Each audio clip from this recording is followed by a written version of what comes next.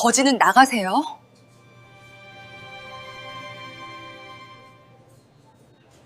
I forgive you, 선생님.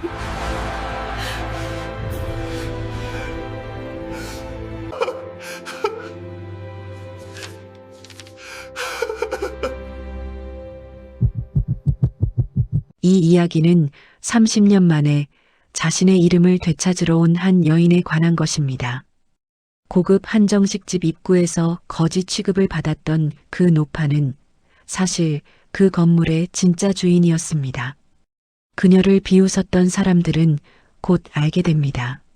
세상에서 가장 무서운 복수는 칼이 아니라 진실이라는 것을, 그리고 가장 값비싼 대가는 돈이 아니라 양심이라는 것을.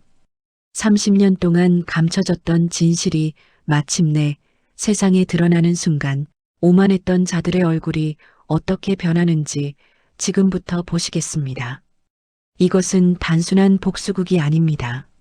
한 여인이 자신의 존엄을 되찾는 이야기입니다. 구독과 좋아요를 눌러주시면 영상 제작을 함께 하실 수 있습니다. 자, 그럼 오늘의 이야기 시작하겠습니다. 여기가 아무데나 들어오는 데인 줄 아세요? 서윤이의 날카로운 목소리가 청송제 입구에 울려 퍼졌습니다.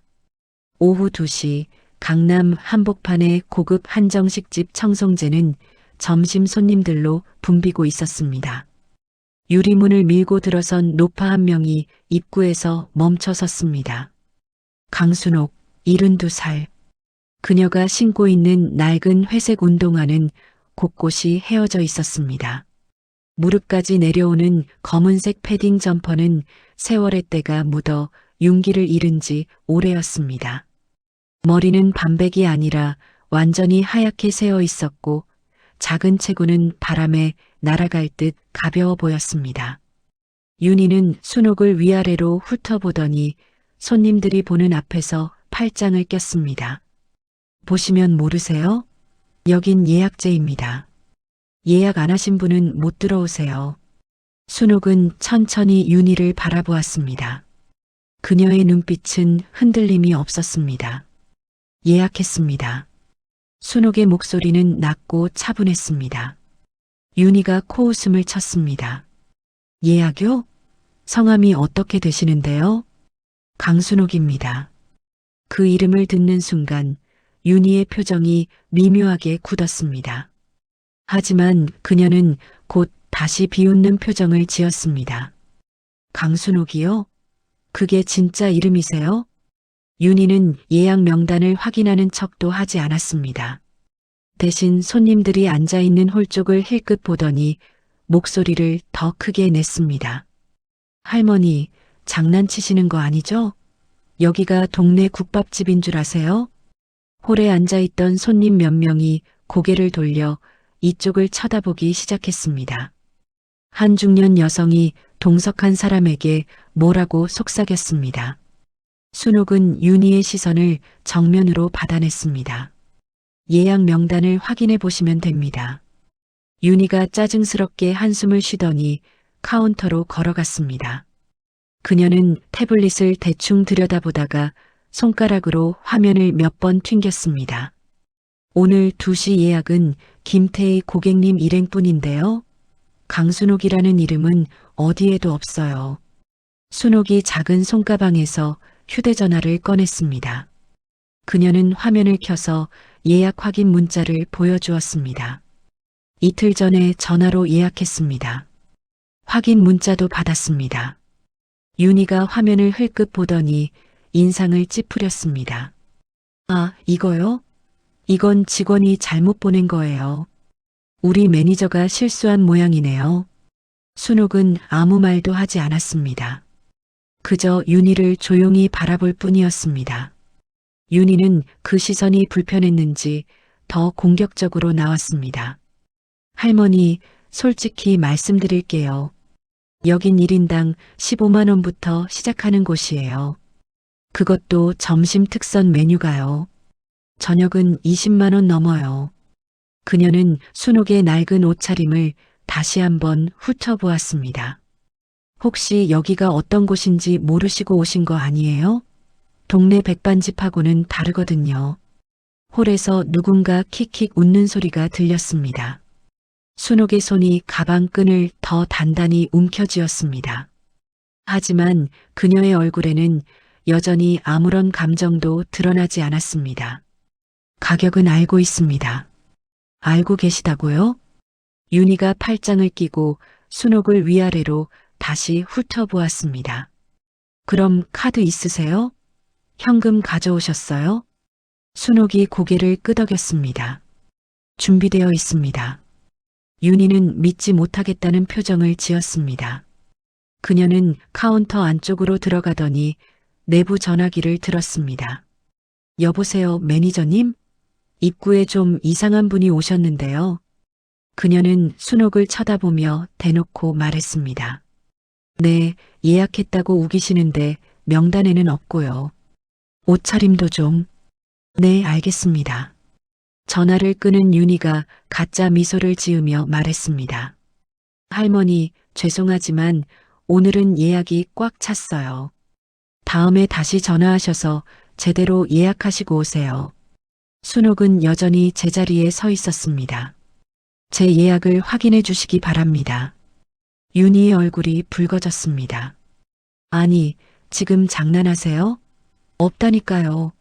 여기 다른 손님들 불편해하시잖아요.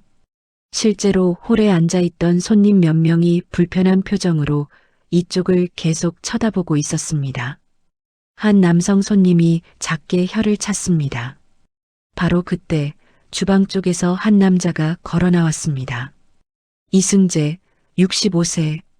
그는 깔끔한 회색 정장을 입고 있었고 머리는 단정하게 뒤로 넘겼습니다. 이 집 사장이자 윤희의 시아버지였습니다. 승재는 입구 쪽에 소란을 듣고 나온 듯 했습니다. 무슨 일이야? 윤희가 황급히 다가가 속삭였습니다.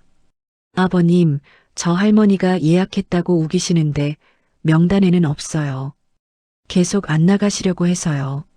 승재가 순옥 쪽을 돌아보았습니다. 그 순간 그의 얼굴이 하얗게 굳었습니다. 순옥과 승재의 시선이 공중에서 마주쳤습니다. 30년의 시간이 그 사이를 가로막고 있었습니다. 순옥의 입가에 희미한 미소가 번졌습니다. 안녕하세요, 승재 씨. 오랜만입니다. 승재의 손이 미세하게 떨렸습니다. 윤희가 이상한 눈빛으로 시아버지를 쳐다보았습니다. 아버님 아세요? 승재는 대답하지 않았습니다. 그는 그저 순옥을 바라보며 입술을 달싹였을 뿐입니다. 공기가 무겁게 가라앉았습니다. 승재의 얼굴에서 혈색이 빠져나갔습니다. 그는 순옥을 바라보며 한 발 뒤로 물러섰습니다. 윤희가 시아버지의 이상한 반응을 눈치채고 다시 물었습니다. 아버님, 정말 아세요? 이 할머니 누구세요? 승재는 입술을 몇 번 달싹이더니 겨우 목소리를 냈습니다. 방으로 안내해드려. 윤희의 눈이 휘둥그레졌습니다. 네. 하지만 예약도 없고 안내하라고 했어. 승재의 목소리에는 떨림이 섞여 있었습니다. 윤희는 이해할 수 없다는 표정으로 시아버지를 쳐다보았습니다. 하지만 승재는 이미 주방 쪽으로 돌아서서 급히 사라졌습니다. 그의 뒷모습에서는 도망치듯 황급한 기운이 느껴졌습니다. 윤희는 할 수 없이 억지 미소를 지으며 순옥에게 말했습니다. 이쪽으로 오시죠. 그녀의 목소리에는 여전히 불쾌함이 묻어 있었습니다. 순옥은 조용히 윤희를 따라 복도를 걸었습니다. 복도 양쪽 벽에는 오래된 흑백 사진들이 액자에 담겨 걸려 있었습니다. 순옥은 걸으며 그 사진들을 하나하나 천천히 살펴보았습니다. 한 사진 앞에서 그녀의 발걸음이 멈췄습니다. 사진 속에는 젊은 시절의 승재가 요리복을 입고 서 있었습니다. 그의 옆에는 청송제 개업 1995년이라는 문구가 적혀 있었습니다. 순옥의 눈빛이 깊어졌습니다. 보실 거 다 보셨으면 가시죠. 윤희의 재촉 섞인 목소리가 뒤에서 들려왔습니다. 순옥은 고개를 끄덕이고 다시 걸음을 옮겼습니다. 윤희가 안내한 방은 복도 끝에 있는 가장 작은 룸이었습니다. 창문도 없고 환기도 잘 안 되는 손님들이 가장 꺼리는 자리였습니다. 여기 앉으세요. 메뉴판은 테이블 위에 있습니다. 윤희는 그 말만 남기고 문을 닫았습니다. 닫히는 문틈으로 그녀가 복도에서 누군가에게 전화하는 소리가 새어나왔습니다. 여보, 오늘 가게에 이상한 일이 있어. 아버님이 갑자기. 목소리가 멀어지며 사라졌습니다. 순옥은 방 안을 천천히 둘러보았습니다. 낡은 벽지, 바랜 조명, 구석에 쌓인 먼지. 이곳은 분명 손님을 대접하는 공간이 아니었습니다. 그녀는 작은 한숨을 내쉬고 자리에 앉았습니다. 테이블 위에 메뉴판을 펼쳤습니다. 점심 특선 15만 원, 모듬 정식 20만 원, 특선 코스 30만 원. 순옥의 손가락이 메뉴판 아래쪽을 짚었습니다. 거기에는 작은 글씨로 이렇게 적혀 있었습니다. 청송제 대표 이승재의 30년 전통 레시피. 순옥의 입가에 쓸쓸한 미소가 번졌습니다. 30년. 그 시간이 모든 것을 바꿔놓았습니다. 그녀가 메뉴판을 덮으려는 순간 문이 열렸습니다. 승재였습니다. 그는 문을 닫고 순옥과 마주보고 섰습니다. 두 사람 사이에 무거운 침묵이 흘렀습니다. 왜 왔어? 승재의 목소리는 낮고 거칠었습니다. 순옥은 천천히 고개를 들어 그를 바라보았습니다. 제 것을 찾으러 왔습니다. 당신 거? 뭐가 당신 거야? 승재의 목소리에 초조함이 묻어났습니다. 순옥은 대답 대신 메뉴판을 집어들었습니다. 이 메뉴에 있는 음식들 제가 만든 겁니다. 허튼 소리 하지 마. 승재가 날카롭게 반박했습니다. 그건 내가 30년 동안 연구해서 만든 거야. 당신이 뭘 안다고. 갈비찜에 배와 키위를 같이 넣으면 고기가 부드러워집니다. 순옥의 목소리는 잔잔했습니다. 하지만 키위를 너무 많이 넣으면 고기가 물러져서 형태가 무너집니다. 그래서 배 2조각에 키위 반 조각이 적당합니다. 승재의 얼굴이 굳었습니다. 장아찌는 간장에 이틀, 설탕물에 하루, 다시 간장에 이틀 담가야 짠맛과 단맛의 균형이 맞습니다. 순옥이 계속 말을 이었습니다. 그리고 전복죽은 전복 내장을 따로 볶아서 나중에 넣어야 비린내가 안 나고 고소함이 살아납니다. 승재의 입술이 파르르 떨렸습니다. 닥쳐. 30년 전 승재 씨는 제 조수였습니다. 순옥의 목소리에는 감정이 실리지 않았습니다. 제가 교통사고를 당하고 병원에 누워 있을 때 승재 씨는 제 레시피 노트를 가져갔습니다. 승재가 주먹을 불끈 쥐었습니다. 증거라도 있어? 30년 전 일을 누가 믿겠어? 순옥이 작은 가방에서 낡은 수첩 하나를 꺼냈습니다. 표지는 누렇게 발에 있었고 모서리는 해져 있었습니다. 그녀가 수첩을 펼치자 빼곡하게 적힌 손글씨가 드러났습니다. 조리법, 재료 비율, 온도, 시간, 모든 것이 세세하게 기록되어 있었습니다. 이건 제가 30년 전에 쓴 두 번째 노트입니다. 순옥이 조용히 말했습니다. 첫 번째 노트는 승재 씨가 가져가셨죠. 승재의 얼굴이 창백해졌습니다. 그는 수첩을 빼앗으려 손을 뻗었지만 순옥이 재빨리 가방에 넣어버렸습니다. 왜 이제 와서 나타난 거야? 승재의 목소리에는 분노와 두려움이 뒤섞여 있었습니다. 30년 동안 어디서 뭐 했어? 왜 하필 지금? 순옥이 천천히 일어섰습니다. 그녀는 승재보다 한 뼘은 작았지만 그 순간만큼은 더 크게 느껴졌습니다. 기억을 되찾는데 오래 걸렸습니다. 순옥의 목소리는 담담했습니다. 사고 후유증으로 15년을 기억 없이 살았습니다. 요양원과 병원을 오갔고 겨우 5년 전에 기억이 돌아왔습니다. 그녀는 잠시 말을 멈추고 승재를 바라보았습니다. 그리고 당신을 찾는데 다시 5년이 걸렸습니다. 승재의 입에서 헛웃음이 새어나왔습니다. 그래서 뭘 어쩌겠다는 거야? 보상이라도 받으려고? 아닙니다. 순옥이 고개를 저었습니다.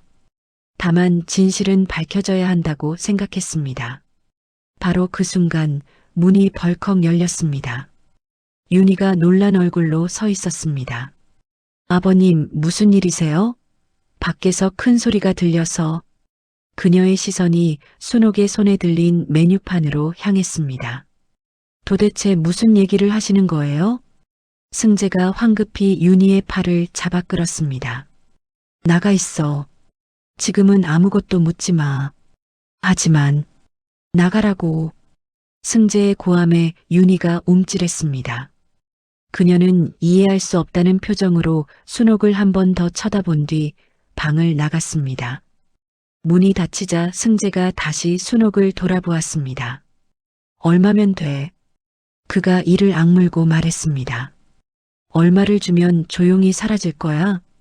순옥은 고개를 천천히 저었습니다. 돈이 아닙니다. 그럼 뭐야? 대체 뭘 원하는 거야? 순옥의 눈빛이 깊어졌습니다. 제 이름입니다. 승재가 멍하니 그녀를 바라보았습니다. 순옥은 조용히 방문을 열고 밖으로 나갔습니다. 복도에 서 있던 윤희가 그녀를 노려보았지만 순옥은 아무 말 없이 출구를 향해 걸어갔습니다. 그녀가 청송제를 나서는 순간 뒤에서 무언가가 바닥에 떨어지는 소리가 들렸습니다. 승재가 무너져 내린 소리였습니다. 순옥이 청송제를 나선 지 이틀이 지났습니다. 그녀는 작은 고시원 방에 홀로 앉아 창밖을 바라보고 있었습니다. 서울 변두리의 낡은 건물, 3평 남짓한 공간. 이곳이 그녀가 5년째 살고 있는 집이었습니다. 책상 위에는 낡은 수첩과 함께 오래된 서류 몇 장이 놓여 있었습니다. 토지대장, 건물 등기부등본, 그리고 변호사 명함. 순옥의 손가락이 등기부등본을 천천히 쓰다듬었습니다. 서울시 강남구 청송로 32 지상 3층 건물. 소유주 강순옥. 취득일 1994년 8월 15일. 그녀가 41살이었을 때 평생 모은 돈으로 산 건물이었습니다. 하지만 그로부터 한 달 뒤 교통사고가 일어났습니다. 의식을 잃고 쓰러진 순옥은 15년을 요양원에서 보냈습니다. 그 사이 승재는 건물주가 사라졌다며 법원에 실종 선고를 신청했고 건물을 헐값에 경매로 넘겼습니다. 하지만 경매는 절차상 하자가 있었습니다. 순옥의 가족에게 제대로 된 통지가 이루어지지 않았고 실종 선고도 충분한 기간을 두지 않았습니다.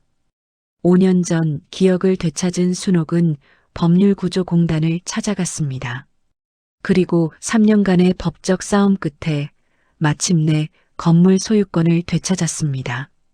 하지만 승재는 그 사실을 아직 몰랐습니다. 등기부가 정정된 것은 불과 2주 전이었습니다. 순옥은 휴대전화를 집어들었습니다. 저장된 연락처 중 박 변호사를 눌렀습니다. 신호음이 3번 울리고 전화가 연결되었습니다. 여보세요, 강순옥님. 중년 남성의 차분한 목소리가 들렸습니다. 변호사님, 내일 청송제로 가시면 됩니다. 순옥의 목소리는 흔들림이 없었습니다. 등기부등본과 소유권 이전 통지서를 가지고 가십시오. 전화 너머로 잠깐의 침묵이 흘렀습니다. 정말 괜찮으시겠어요? 제가 혼자 가서 처리할 수도 있는데요. 아닙니다. 제가 직접 가야 합니다. 순옥이 단호하게 말했습니다. 30년을 기다렸습니다.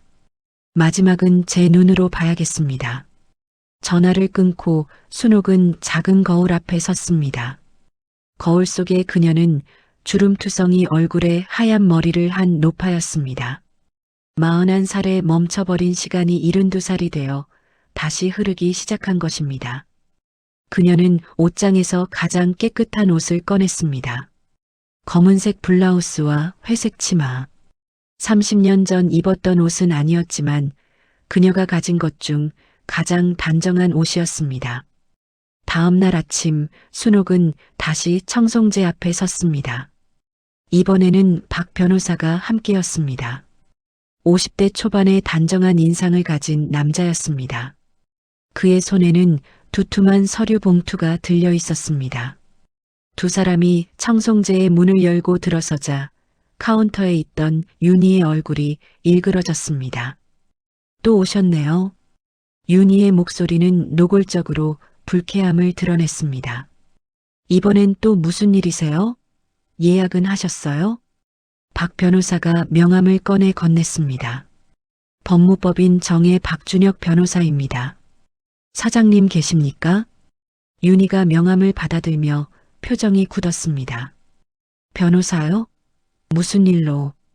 바로 그때 안쪽에서 승재가 나타났습니다. 그는 순옥과 박 변호사를 보자 얼굴이 하얗게 질렸습니다. 당신들 뭐야? 승재의 목소리가 떨렸습니다. 박 변호사가 서류 봉투를 꺼내 들었습니다. 이승재 씨 그리고 청송제 관계자 여러분께 공식 통지를 드립니다. 그가 봉투에서 서류를 꺼내 승재에게 건넸습니다. 이 건물의 소유주는 강순옥 씨입니다. 지난 2주 전 등기부가 정정되었으며 귀하는 현재 무단 점유 상태입니다. 승재의 손에서 서류가 떨어졌습니다. 종이가 바닥에 흩어지며 펼쳐졌습니다. 윤희가 황급히 서류를 집어들어 읽기 시작했습니다. 이게 무슨 소리예요? 무단 점유라니? 그녀의 목소리가 날카롭게 올라갔습니다. 이 건물은 우리가 25년 전에 산 거예요. 경매로 정식으로 낙찰받았다고요. 박 변호사가 차분하게 대답했습니다. 그 경매는 절차상 중대한 하자가 있었습니다.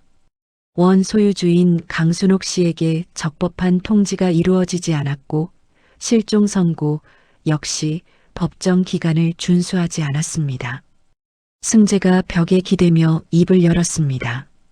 그건 내가 한 게 아니야. 법원에서 진행한 거라고. 법원 경매 신청은 누가 했습니까? 박 변호사의 질문이 날카로웠습니다. 승재는 대답하지 못했습니다. 윤희가 비명처럼 소리쳤습니다. 이게 말이 돼요? 30년이나 지난 일을 가지고 지금 와서. 바로 그 순간 주방 쪽에서 젊은 남자가 황급히 뛰어나왔습니다. 이연우 38세. 승재의 아들이자 윤희의 남편이었습니다. 무슨 일이야? 홀에 손님들 있는데 왜 이렇게 시끄러워? 현우가 상황을 파악하려는 순간 윤희가 그에게 서류를 내밀었습니다. 이것 좀 봐요. 저 할머니가 이 건물 주인이래요. 현우가 서류를 훑어보더니 코웃음을 쳤습니다. 뭐 이런 황당한 일이 다 있어? 30년 전 일을 가지고. 그가 순옥을 위아래로 훑어보았습니다. 할머니, 누가 시켰어요? 복비라도 준다고 꼬드긴 거예요? 순옥은 아무 대답도 하지 않았습니다. 현우가 박 변호사를 향해 다가섰습니다. 변호사 양반, 이거 사기 아니에요? 30년 묵은 서류 들고 와서 건물 주인 행세하면 우리가 그냥 나가줄 것 같아요? 박 변호사가 또 다른 서류를 꺼냈습니다. 법원 판결문입니다. 3개월 전 확정되었습니다. 원하신다면 지금 당장 법원에 전화해서 확인하셔도 됩니다. 현우의 얼굴이 붉어졌습니다. 좋아요. 설령 그게 사실이라 치죠. 그런데 할머니, 우리가 25년 동안 이 건물 관리하고 세금 내고 사업한 거는 어떻게 되는 거예요? 그가 공격적으로 다가섰습니다.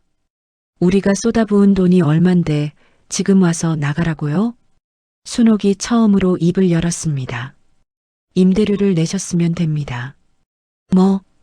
현우가 어이없다는 표정을 지었습니다. 25년치 임대료요? 순옥이 고개를 끄덕였습니다. 이 건물의 월 임대료는 시세로 계산하면 평균 800만 원 정도입니다.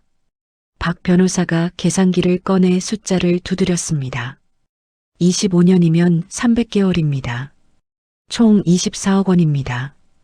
윤희가 비틀거렸습니다. 24억? 승재가 무너지듯 바닥에 주저앉았습니다. 현우가 주먹을 불끈 쥐고 소리쳤습니다. 이건 협박이에요. 당장 경찰 부를 거예요. 그러십시오. 박 변호사가 담담하게 말했습니다. 법적 절차를 진행하시면 법원에서 강제 집행이 이루어질 겁니다. 홀에 있던 손님 몇 명이 소란 소리를 듣고 이쪽을 쳐다보기 시작했습니다. 현우의 얼굴이 창백해졌습니다. 손님들 앞에서 망신을 당하는 것만큼은 피하고 싶었던 것입니다. 그가 이를 악물고 낮은 목소리로 말했습니다. 사무실로 갑시다.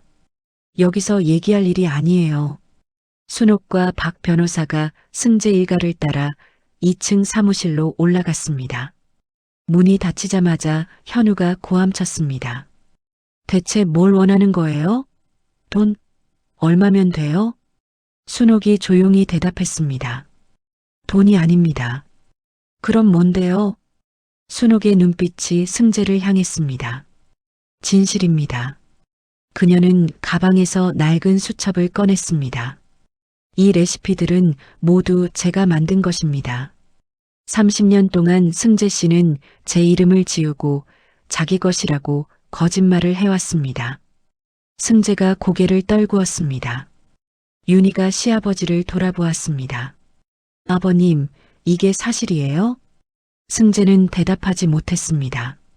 순옥이 천천히 일어섰습니다. 이틀 드리겠습니다. 그녀의 목소리는 낮지만 단호했습니다. 이틀 안에 결정하십시오. 진실을 인정하고 제대로 된 사과를 할 것인지 아니면 법정에서 만날 것인지. 이틀이 지났습니다. 승재는 그 시간 동안 잠을 이루지 못했습니다. 사무실 책상 앞에 앉아 똑같은 서류를 수십 번 들여다보았지만 글자는 눈에 들어오지 않았습니다. 등기부등본, 법원 판결문, 그리고 순옥의 연락처가 적힌 메모지. 현우와 윤희는 밤새 변호사를 수소문했습니다. 하지만 돌아온 대답은 모두 같았습니다. 이건 이기기 힘든 소송입니다. 절차적 하자가 명확합니다. 합의를 권합니다. 새벽 5시 승재는 혼자 주방에 내려갔습니다. 텅 빈 주방에 형광등 불빛만 하얗게 켜져 있었습니다. 그는 냉장고 문을 열고 재료들을 꺼내기 시작했습니다. 무, 배추, 양파, 고추. 손이 저절로 움직였습니다. 30년 동안 해온 일이었습니다. 하지만 칼을 잡는 순간 그의 손이 떨렸습니다. 30년 전의 기억이 파도처럼 밀려왔습니다. 승재야, 칼질은 힘으로 하는 게 아니라 리듬으로 하는 거야.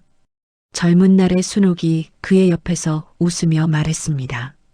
재료의 결을 봐. 결을 따라 칼을 넣으면 힘 안 들여도 잘 잘려. 승재는 당시 28이었고 순옥은 37이었습니다. 그녀는 이미 강남에서 소문난 요리사였고 승재는 막 요식업계에 뛰어든 초보였습니다. 이 육수는 왜 이렇게 맑아요? 승재가 신기한 듯 물었습니다. 비법이 있어. 순옥이 작게 웃었습니다. 첫물은 버려. 고기 삶은 첫물은 잡내가 많거든. 두 번째 물로 끓여야 깨끗한 육수가 나와. 승재는 그 모든 것을 수첩에 적었습니다. 순옥의 수첩이 아니라 자기 수첩에. 그녀는 그걸 알면서도 아무 말하지 않았습니다. 많이 배우렴. 너도 언젠가 훌륭한 요리사가 될 거야. 그리고 1년 뒤 순옥이 사고를 당했습니다. 승재는 병문안을 갔습니다. 하지만 중환자실 창문 너머로 기계에 연결된 채 누워있는 순옥을 보는 순간 도망쳤습니다. 그리고 그녀의 레시피 노트를 가지고 식당을 열었습니다. 칼을 쥔 승재의 손에서 힘이 빠졌습니다. 무가 도마 위에 덜그러니 놓여 있었습니다. 30년 동안 그는 한 번도 순옥을 떠올리지 않으려 애썼습니다. 하지만 지금 모든 것이 되살아났습니다. 계단에서 발소리가 들렸습니다. 현우였습니다. 아버지, 안 주무세요? 승재는 대답 없이 칼을 내려놓았습니다. 현우가 다가와 아버지의 어깨에 손을 얹었습니다. 변호사들 말이 다 똑같아요. 합의하래요. 알고 있다.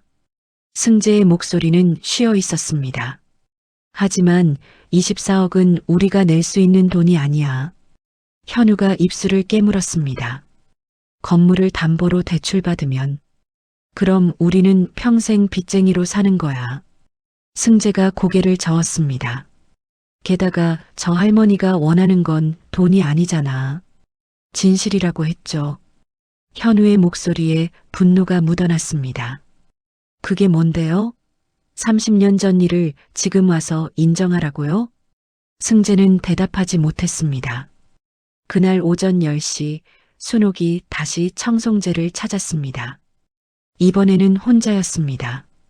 카운터에 서 있던 윤희가 그녀를 보자 인상을 찌푸렸습니다. 오셨네요. 윤희의 목소리는 차가웠습니다. 사무실로 올라가세요. 다들 기다리고 있어요. 순옥이 2층으로 올라가자 승재와 현우가 이미 앉아 있었습니다. 두 사람의 얼굴에는 이틀간의 고민이 역력했습니다. 순옥이 문 앞에 서자 승재가 먼저 입을 열었습니다. 앉으시오. 그의 목소리는 지쳐 있었습니다. 순옥이 조용히 자리에 앉았습니다. 현우가 서류 몇 장을 앞으로 밀었습니다. 합의서입니다. 우리가 변호사와 상의해서 만들었어요. 순옥이 서류를 집어들었습니다. 건물 소유권을 인정한다. 다만 임대료는 향후 10년간 분할 지급하며 청송제의 상호와 영업권은 현재 운영자가 계속 유지한다. 순옥이 서류를 내려놓았습니다. 레시피에 대한 언급이 없습니다. 현우가 짜증스럽게 말했습니다. 그건 증명할 수 없잖아요. 30년 전 일을 누가 기억해요? 저는 기억합니다. 순옥의 목소리는 잔잔했습니다. 그리고 증명할 수도 있습니다. 그녀가 가방에서 낡은 사진 한 장을 꺼냈습니다. 사진 속에는 젊은 순옥이 주방에서 요리를 하고 있었습니다. 그 뒤로 벽에 걸린 칠판에 메뉴들이 적혀 있었습니다. 갈비찜, 불고기, 장아찌, 전복죽. 지금 청송제 메뉴판에 있는 것과 똑같은 이름들이었습니다. 사진 아래에는 날짜가 찍혀 있었습니다. 1993년 5월 12일. 현우의 얼굴이 굳었습니다. 순옥이 또 다른 서류를 꺼냈습니다. 이건 1993년에 제가 출전했던 요리대회 자료입니다. 서류에는 제7회 전국 한식 요리대회라는 제목이 적혀 있었습니다. 수상자 명단에 강순옥이라는 이름이 선명했습니다. 그리고 이건 당시 신문 기사입니다. 낡은 신문 스크랩이 펼쳐졌습니다. 30대 여성 요리사 강순옥, 전통 한식의 새로운 지평을 열다. 기사에는 그녀의 사진과 함께 시그니처 메뉴들이 소개되어 있었습니다. 승재의 손이 떨렸습니다. 현우가 황급히 말했습니다. 그래도 이건 30년 전 일이에요. 아버지가 그걸 배워서 발전시킨 거라고 주장하면 발전시켰다고요? 순옥의 목소리에 처음으로 감정이 실렸습니다.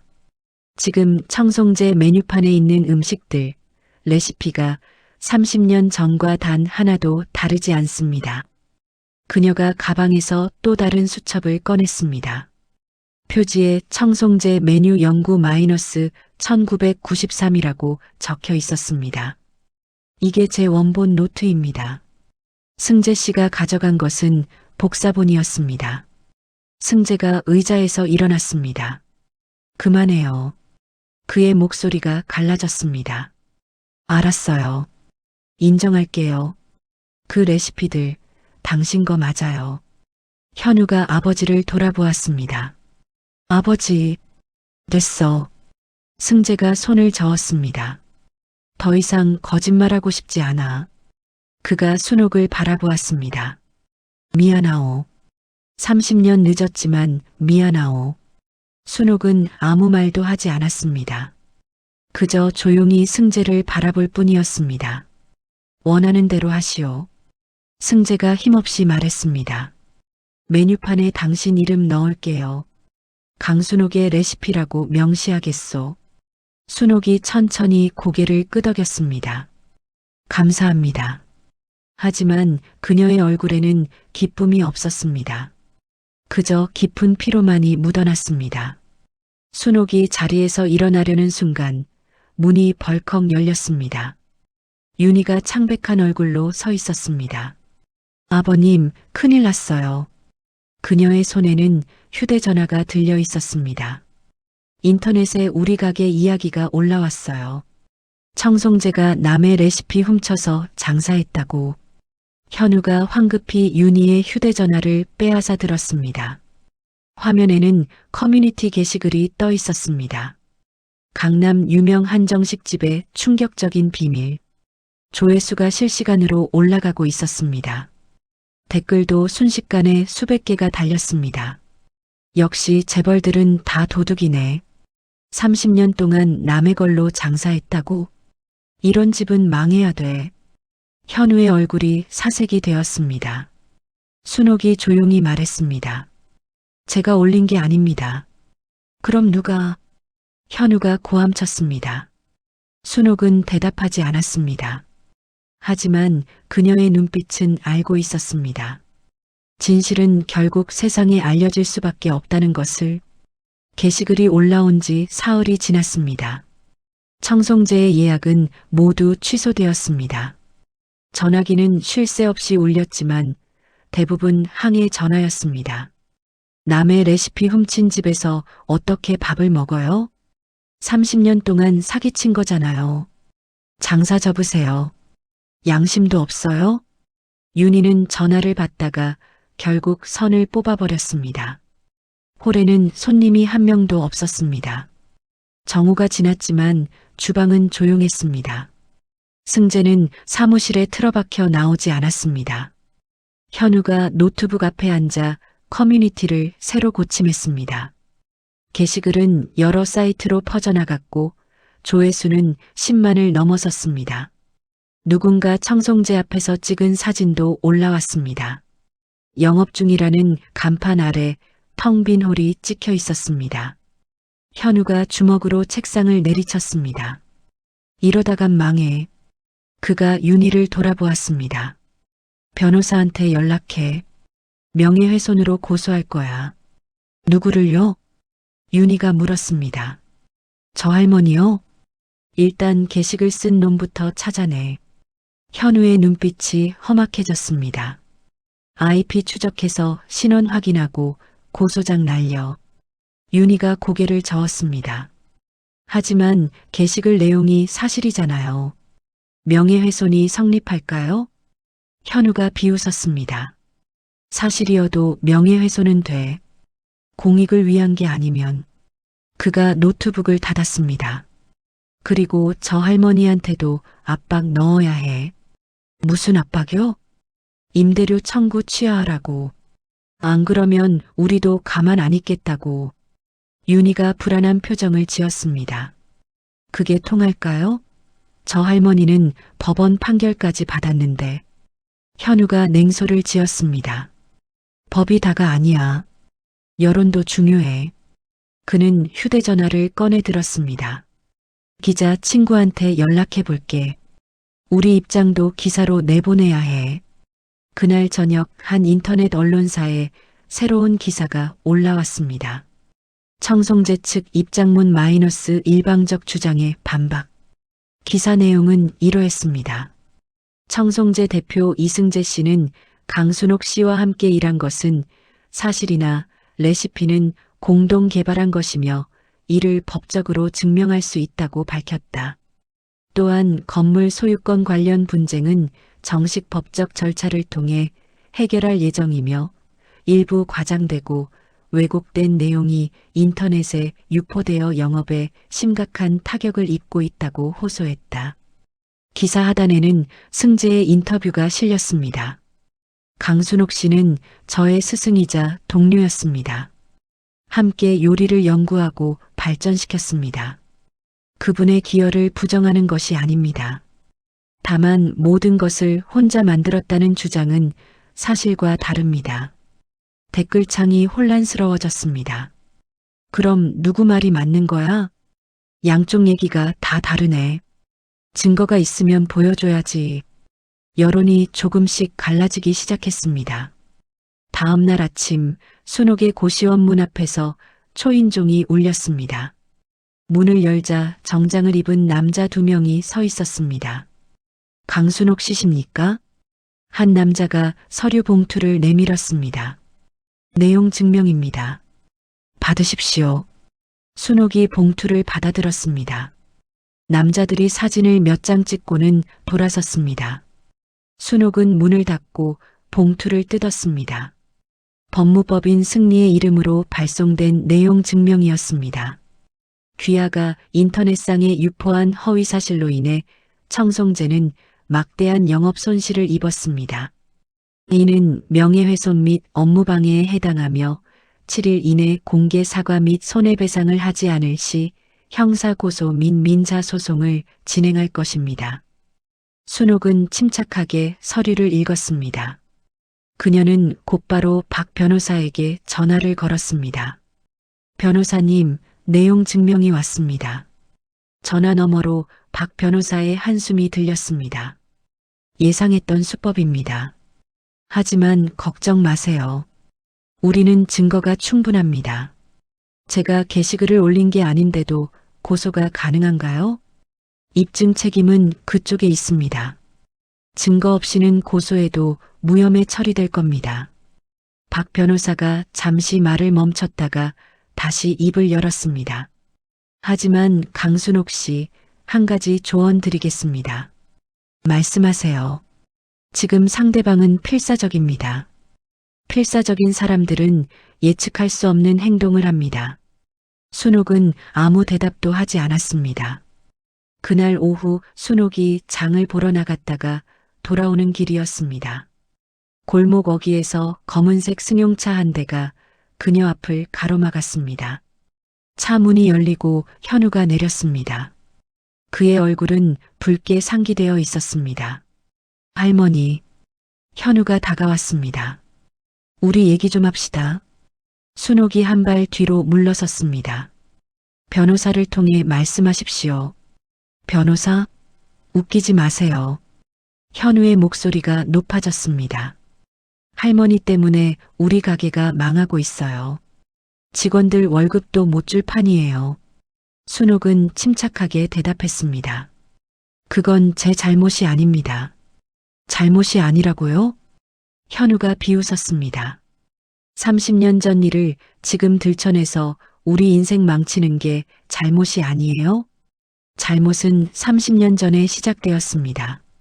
순옥의 목소리는 흔들림이 없었습니다. 승재 씨가 제 레시피를 훔쳐갔을 때 말입니다. 현우가 주먹을 불끈 쥐었습니다. 좋아요. 그럼 얼마면 돼요? 진짜 원하는 게 뭐예요? 이미 말씀드렸습니다. 진실입니다. 진실은 개뿔. 현우가 고함쳤습니다. 할머니도 돈 필요하잖아요. 고시원에서 사는 거 다 알아요. 우리가 합의금 줄 테니까 건물 포기하고 조용히 사세요. 순옥이 고개를 저었습니다. 안 됩니다. 왜요? 왜 이렇게까지 하는 거예요? 현우의 목소리에 절박함이 묻어났습니다. 우리 아버지도 이제 늙었어요. 건강도 안 좋고 이렇게 스트레스 받으면 큰일 나요. 순옥의 눈빛이 차가워졌습니다. 저도 늙었습니다. 저도 15년을 기억 없이 살았습니다. 그리고 승재 씨가 제 레시피를 가져갔을 때 제 건강은 생각하지 않으셨습니다. 현우가 할 말을 잃었습니다. 순옥이 그를 지나쳐 걸어가려 했습니다. 현우가 그녀의 팔을 붙잡았습니다. 잠깐만요. 순옥이 팔을 뿌리쳤습니다. 놓으세요. 우리 아버지가 할머니한테 뭘 잘못했는지는 모르겠어요. 현우가 이를 악물었습니다. 하지만 저는 아무 잘못도 없어요. 제 아내도 우리 직원들도 마찬가지예요. 순옥이 잠시 멈춰섰습니다. 그럼 당신 아버지께 물어보세요. 30년 전에 무슨 일이 있었는지. 그녀가 다시 걸음을 옮겼습니다. 현우가 뒤에서 소리쳤습니다. 할머니, 끝까지 이러실 거예요? 우리도 가만 안 있을 겁니다. 순옥은 대답하지 않았습니다. 그저 묵묵히 걸어갔습니다. 그날 밤 청송제 사무실에서 승재 가족이 모였습니다. 현우가 흥분한 목소리로 말했습니다. 아버지, 저 할머니 절대 물러서지 않을 것 같아요. 윤희가 덧붙였습니다. 내일 또 기자가 찾아온대요. 취재하겠다고. 승재는 책상 앞에 앉아 고개를 숙이고 있었습니다. 그의 손에는 낡은 사진 한 장이 들려 있었습니다. 30년 전 젊은 순옥과 함께 찍은 사진이었습니다. 두 사람은 주방에서 웃고 있었습니다. 아버지, 현우가 다가왔습니다. 정말 레시피를 훔친 거예요? 승재는 대답하지 않았습니다. 대답해 주세요. 진실이 뭐예요? 현우의 목소리가 떨렸습니다. 승재가 천천히 고개를 들었습니다. 그의 눈에는 눈물이 고여 있었습니다. 미안하다. 그가 힘없이 말했습니다. 너희한테도 순옥 씨한테도. 현우가 뒤로 물러섰습니다. 윤희의 얼굴이 창백해졌습니다. 그럼 우린 어떻게 되는 거예요? 승재는 대답할 수 없었습니다. 사무실에 무거운 침묵이 내려앉았습니다. 일주일 뒤 청송제 앞에는 취재진이 모여들었습니다. 세 개의 방송사 카메라와 여러 기자들이 입구를 에워쌌습니다. 인터넷 커뮤니티에서 시작된 이야기는 이제 공중파 뉴스까지 타게 되었습니다.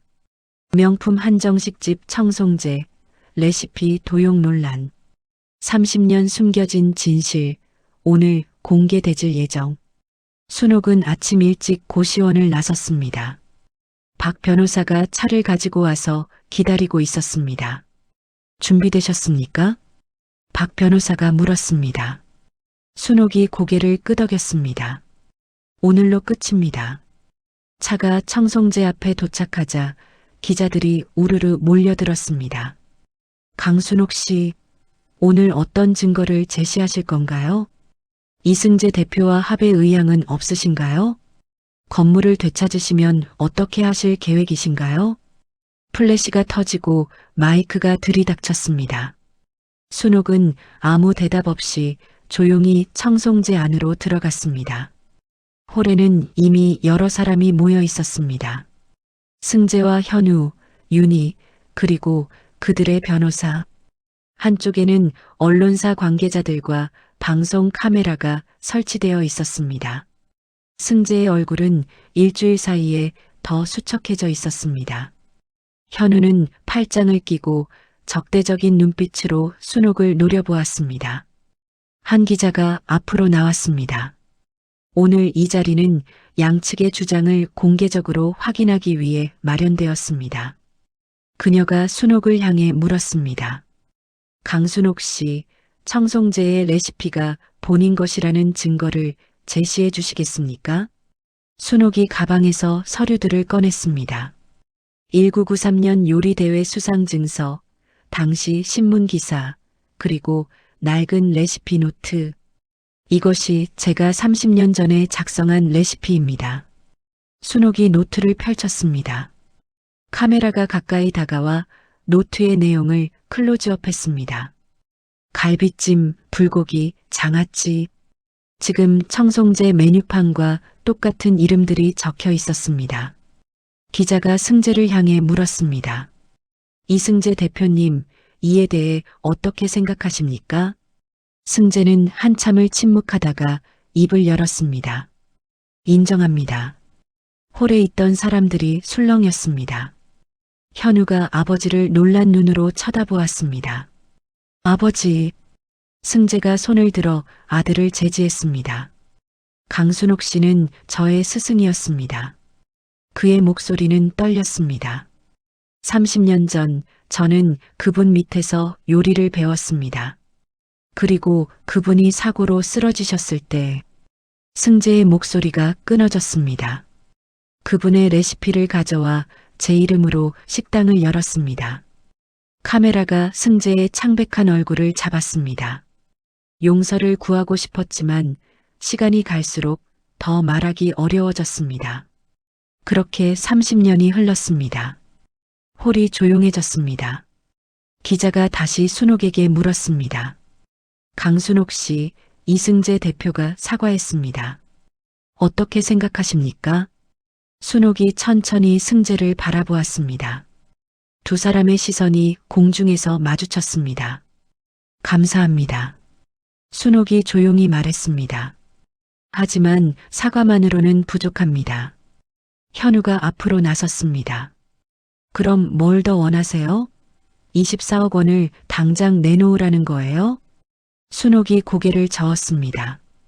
그녀가 가방에서 또 다른 서류를 꺼냈습니다. 이것은 건물 임대 계약서입니다. 모두가 숨을 죽였습니다. 저는 이 건물의 소유주로서 청송제와 새로운 계약을 체결하고자 합니다. 승재가 고개를 들었습니다. 순옥이 계약서를 펼쳤습니다. 월 임대료는 현재 시세의 절반입니다. 현우의 눈이 휘둥그레졌습니다. 그리고 과거 25년치 임대료는 청구하지 않겠습니다. 윤희가 입을 벌렸습니다. 단, 순옥이 말을 이었습니다. 청송제의 모든 메뉴판에 강순옥의 레시피라는 문구를 영구적으로 표기해야 합니다. 그녀가 잠시 말을 멈췄습니다. 그리고 매년 이익의 10%를 지역 요리학원에 장학금으로 기부해야 합니다. 홀에 있던 사람들이 웅성거렸습니다. 기자가 놀란 목소리로 물었습니다. 그럼 건물을 빼앗으시려던 게 아니었나요? 순옥이 고개를 저었습니다. 저는 복수를 원한 게 아닙니다. 그녀의 목소리는 잔잔했습니다. 다만 제 이름이 잊히지 않기를, 그리고 이 일이 다른 젊은 요리사들에게 조금이나마 도움이 되기를 바랐을 뿐입니다. 승재의 눈에서 눈물이 흘러내렸습니다. 현우는 할 말을 잃고 서 있었습니다. 순옥이 계약서를 승재에게 내밀었습니다. 받아주시겠습니까? 승재가 떨리는 손으로 계약서를 받았습니다. 그는 한참을 서류를 내려다보다가 고개를 들었습니다. 왜 이렇게까지 해주십니까? 순옥이 작게 미소 지었습니다. 저도 한때는 젊은 요리사였습니다. 그녀가 천천히 말했습니다. 누군가의 도움으로 여기까지 왔습니다. 이제 그 빚을 갚을 때가 된 것 같습니다. 그녀가 홀을 둘러보았습니다. 이 건물은 제가 평생 모은 돈으로 산 것입니다. 그 돈으로 젊은 요리사들을 키우고 싶었습니다. 순옥의 눈빛이 깊어졌습니다. 30년 늦었지만 이제라도 그 꿈을 이루고 싶습니다. 승재가 계약서를 가슴에 꼭 안았습니다. 감사합니다. 정말 감사합니다. 그가 고개를 숙였습니다. 현우도 옆에서 깊게 허리를 숙였습니다. 윤희의 눈에도 눈물이 맺혔습니다. 기자들이 카메라 셔터를 눌러댔습니다. 하지만 그 순간 순옥의 얼굴이 창백해졌습니다. 그녀가 비틀거렸습니다. 박 변호사가 황급히 그녀를 붙잡았습니다. 강순옥 씨, 괜찮으세요? 순옥이 가슴을 짚으며 가쁜 숨을 몰아쉬었습니다. 괜찮습니다. 잠시. 하지만 그녀의 입술은 파랗게 변해 있었습니다. 승재가 다급히 다가왔습니다. 어디 아프십니까? 순옥이 작게 웃으려 했지만 미소를 짓기도 전에 무릎이 꺾였습니다. 박 변호사가 그녀를 붙잡았지만 순옥의 몸은 힘없이 늘어졌습니다. 누가 구급차 좀 불러주세요. 현우가 소리치며 휴대전화를 꺼냈습니다. 홀이 순식간에 아수라장이 되었습니다. 승재가 무릎을 꿇고 순옥의 손을 잡았습니다. 순옥 씨, 정신 차리세요. 순옥의 눈이 희미하게 떠졌습니다. 그녀가 가까스로 입을 열었습니다. 승재 씨, 네, 말씀하세요. 가방 안에. 순옥의 목소리가 가늘게 떨렸습니다. 박 변호사가 황급히 순옥의 가방을 열었습니다. 안에는 약병 하나와 봉투가 들어 있었습니다.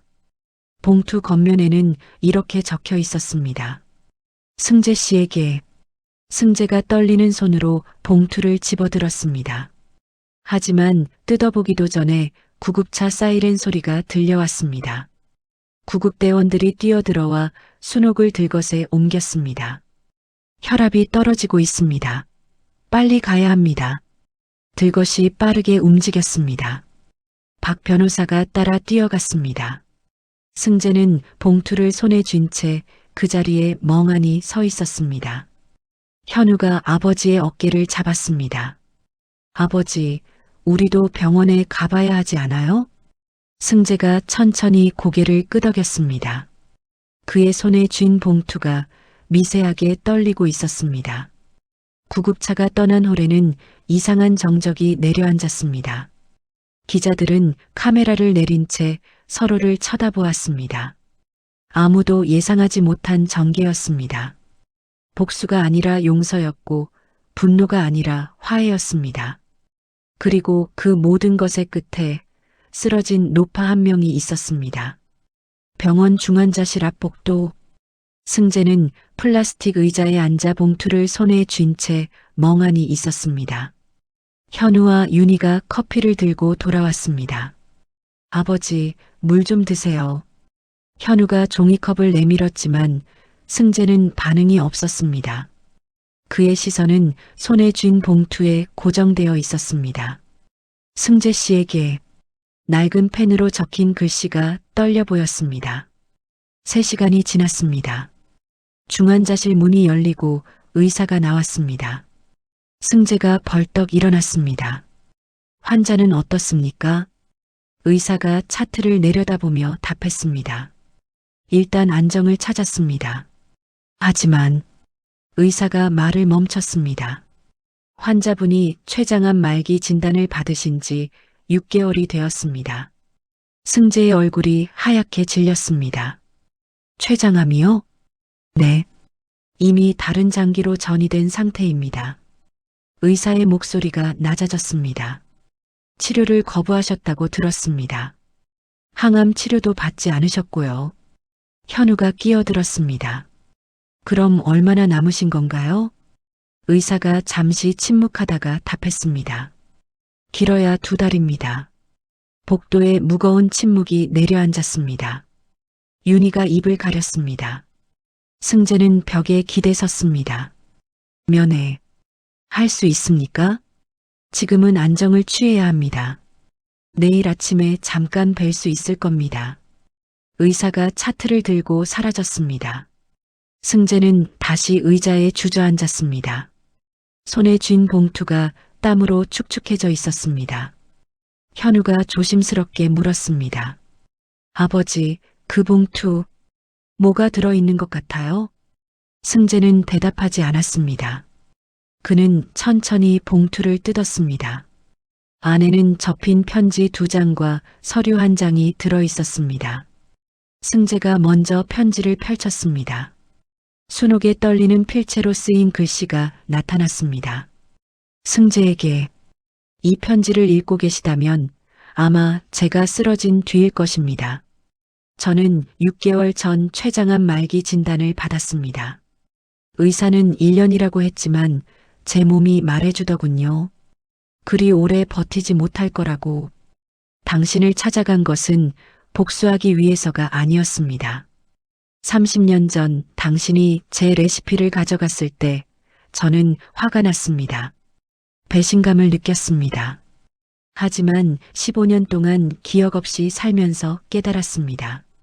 분노는 저를 아프게 할 뿐 아무것도 되돌리지 못한다는 것을. 기억이 돌아온 후 저는 당신을 찾기 시작했습니다. 미워하려고가 아니라 용서하려고요. 청송제를 찾아갔을 때 당신의 얼굴을 봤습니다. 늙고 지쳐있는 당신을 보며 생각했습니다. 우리 모두 세월 앞에서는 작은 존재일 뿐이라는 것을요. 저는 평생 독신으로 살았습니다. 가족도 자식도 없었습니다. 요리가 제 전부였습니다. 그리고 당신은 제가 가르친 유일한 제자였습니다. 당신이 제 레시피로 성공한 것을 알았을 때 화가 나면서도 한편으로는 뿌듯했습니다. 제 요리가 살아있구나 라고 생각했습니다. 다만 제 이름이 함께 기억되기를 바랐을 뿐입니다. 승재, 당신을 용서합니다. 아니, 용서할 것도 없었는지 모릅니다. 당신은 젊었고 절박했고 살아남아야 했으니까요. 부디 제 이름을 기억해 주세요. 그리고 젊은 요리사들을 잘 키워주세요. 제가 당신에게 그랬던 것처럼. 강순옥. 승재의 손이 떨렸습니다. 편지가 바닥에 떨어졌습니다. 그는 두 손으로 얼굴을 감쌌습니다. 어깨가 들썩이기 시작했습니다. 현우가 떨어진 편지를 집어 읽었습니다. 그의 눈에도 눈물이 맺혔습니다. 윤희가 흐느끼기 시작했습니다. 승재가 두 번째 편지를 펼쳤습니다. 이번에는 더 짧은 내용이었습니다. 두 번째 편지를 읽으실 때쯤이면 아마 제가 많이 아플 것입니다. 혹은 이미 떠났을지도 모릅니다. 함께 동봉한 서류를 봐주세요. 이것은 건물 증여 계약서입니다. 청송제 건물, 서울시 강남구 청송로 32. 이 건물을 승재에게 증여합니다. 조건은 하나입니다. 제 이름을 잊지 말아주세요. 그리고 이 건물로 젊은 요리사들을 키워주세요. 저는 당신이 잘못을 인정하기만 기다렸습니다.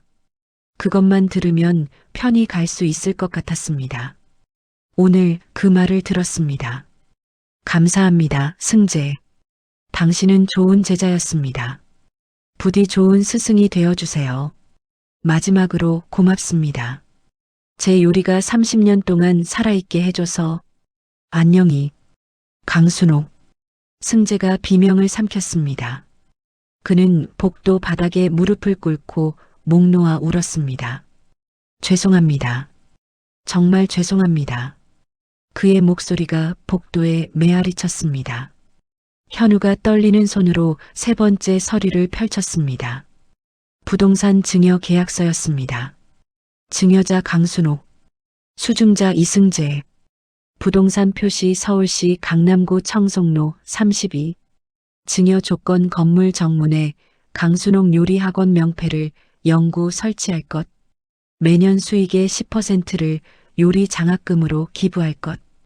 계약서 하단에는 순옥의 서명과 도장이 찍혀 있었습니다. 날짜는 한 달 전이었습니다.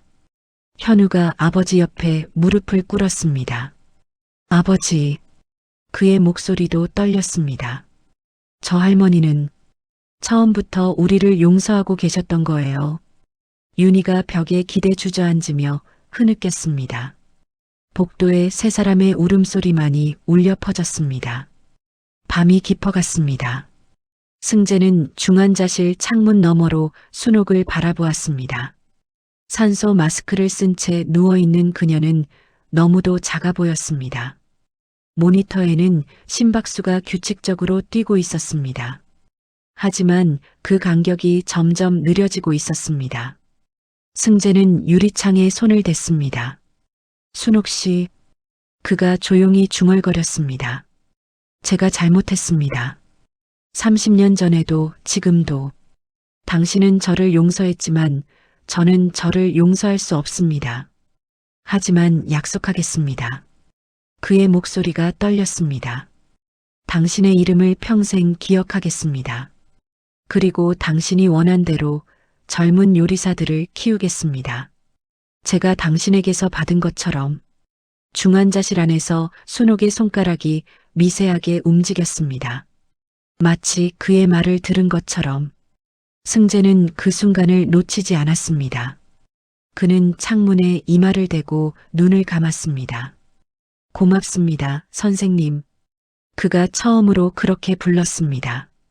제 선생님이 되어주셔서. 복도 저 끝에서 해가 떠오르기 시작했습니다. 새로운 날이 밝아오고 있었습니다. 다음 날 아침 순옥이 잠시 의식을 되찾았습니다. 승재는 허락을 받고 중환자실에 들어갔습니다. 순옥은 산소 마스크 너머로 희미하게 미소 지었습니다. 승재 씨. 그녀의 목소리는 가늘었습니다. 승재가 조심스럽게 그녀의 손을 잡았습니다. 선생님, 그가 떨리는 목소리로 말했습니다. 편지 읽었습니다. 순옥의 눈에서 눈물 한 방울이 흘러내렸습니다. 용서는 받으실 수 없습니다. 승재가 고개를 숙였습니다. 하지만 약속은 지키겠습니다. 순옥이 천천히 고개를 끄덕였습니다. 고마워요. 그녀의 손에 힘이 빠지기 시작했습니다. 제 요리가 사라지지 않아서 사라지지 않습니다.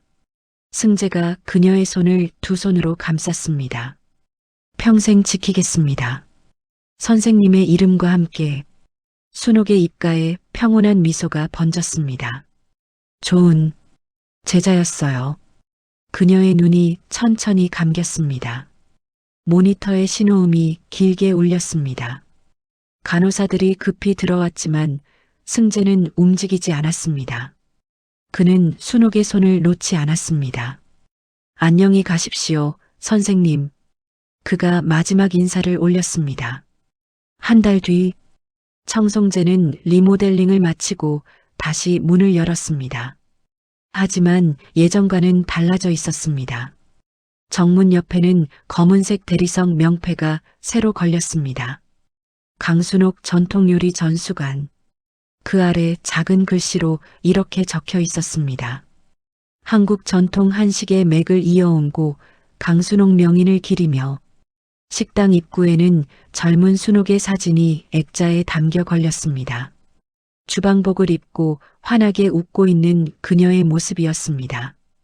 홀 한쪽에는 유리 케이스가 설치되었습니다. 그 안에는 순옥의 낡은 레시피 노트가 전시되어 있었습니다. 요리대회 수상 증서와 오래된 신문 기사도 함께였습니다. 메뉴판도 새로 만들어졌습니다. 각 메뉴 이름 옆에는 작은 글씨로 강순옥 명인 레시피라고 표기되었습니다. 그리고 메뉴판 첫 장에는 이런 문구가 적혔습니다. 이 집의 모든 음식은 고 강순옥 명인의 레시피를 충실히 재현한 것입니다. 30년간 그분의 이름을 제대로 알리지 못한 것을 깊이 사과드리며 앞으로는 그분의 뜻을 이어 젊은 요리사들을 양성하는 데 힘쓰겠습니다. 재개업 첫날 손님들이 다시 찾아오기 시작했습니다. 하지만 이번에는 분위기가 달랐습니다. 사람들은 강순옥의 사진 앞에서 잠시 묵념을 했습니다. 그리고 음식을 먹으며 그녀의 이야기를 나눴습니다. 이 갈비찌개가 바로 강순옥 명인의 레시피라고 하더라고요. 30년 동안 숨겨져 있었던 거죠. 안타까운 이야기예요. 하지만 이제는 모두가 알게 됐잖아요. 승재는 주방에서 음식을 만들었습니다. 예전과 똑같은 레시피였지만 이제는 다른 마음으로 만들었습니다. 감사하는 마음으로, 속죄하는 마음으로, 그리고 기억하는 마음으로. 2층에는 새로운 공간이 만들어졌습니다. 강순옥 요리교육원. 매주 토요일 이곳에서 무료 요리 강습이 열렸습니다. 요리를 배우고 싶어하는 젊은이들이 찾아왔습니다. 승재가 직접 강의를 했습니다. 오늘은 전통 갈비찜을 만들어 볼 겁니다. 그가 앞치마를 두르며 말했습니다. 이 레시피는 강순옥 명인께서 30년 전에 개발하신 겁니다. 젊은 수강생들이 고개를 끄덕였습니다. 명인께서는 늘 말씀하셨습니다. 요리는 기술이 아니라 마음이라고. 승재가 칼을 들었습니다. 재료를 대하는 마음, 먹을 사람을 생각하는 마음. 그의 손놀림이 부드러워졌습니다. 그 마음이 음식에 담기면 맛이 달라집니다. 수강생 중 한 명이 손을 들었습니다. 사장님, 강순옥 명인님은 어떤 분이셨나요? 승재가 잠시 칼질을 멈췄습니다. 그는 창밖을 바라보았습니다. 훌륭한 스승이셨습니다. 그의 목소리가 잔잔했습니다. 그리고 저보다 훨씬 큰 사람이셨습니다. 수강생들이 조용히 귀를 기울였습니다. 명인께서는 저를 용서해 주셨습니다. 승재가 다시 칼을 들었습니다. 하지만 저는 평생 그 빚을 갚아야 합니다. 그래서 이렇게 여러분께 가르치는 겁니다. 그가 수강생들을 둘러보았습니다. 명인께서 저에게 주신 것처럼 저도 여러분에게 드리고 싶습니다. 강의가 끝나고 학생들이 하나둘 떠났습니다. 승재는 혼자 주방을 정리했습니다. 현우가 들어왔습니다. 아버지, 오늘 수업 어땠어요? 좋았다. 승재가 미소 지었습니다. 아이들 눈빛이 살아있더구나. 현우가 아버지 옆에 섰습니다. 저도 다음 주부터 강해 돕겠습니다. 승재가 아들을 돌아보았습니다. 정말? 네. 저도 배워야 할 게 많은 것 같아요. 현우가 조용히 말했습니다. 강순옥 명인님께서 남기신 것들. 승재가 아들의 어깨를 두드렸습니다. 고맙다. 두 사람은 말없이 주방을 정리했습니다. 저녁이 되었습니다. 마지막 손님이 떠나고 청송제가 조용해졌습니다. 승재는 홀에 홀로 앉아 강순옥의 사진을 바라보았습니다. 사진 속 그녀는 여전히 환하게 웃고 있었습니다. 선생님, 승재가 조용히 말했습니다. 오늘도 잘 지냈습니다. 오늘도 선생님의 레시피로 많은 사람들이 행복해했습니다. 그리고 오늘도 선생님의 이름을 기억했습니다. 그는 사진 앞에 놓인 작은 국화 한 송이를 정성스럽게 만졌습니다. 매일 그럴 겁니다. 제가 이 주방에 서 있는 한 창밖으로 석양이 지고 있었습니다. 하루가 끝나고 있었습니다. 하지만 강순옥의 이름은 끝나지 않았습니다. 그녀의 레시피는 여전히 살아 있었습니다. 그녀의 정신은 계속 전해지고 있었습니다. 젊은 요리사들의 손을 통해, 승재의 매일의 약속을 통해, 그리고 청송제의 모든 음식을 통해 강순옥이라는 이름은 이제 영원히 기억될 것입니다. 오늘 이야기는 여기까지입니다. 오늘 이야기가 마음에 와닿으셨다면 주변 분들이 함께 듣고 보실 수 있도록 공유해 주세요. 채널 구독과 좋아요를 눌러주시면 이야기 만드는데 큰 힘이 됩니다. 듣고 싶은 이야기나 사연 에피소드 주제를 댓글창에 남겨주시면 관련 내용을 각색해서 만들어 드리겠습니다. 오늘 하루도 수고 많으셨습니다. 건강하시고 행복하세요. 감사합니다.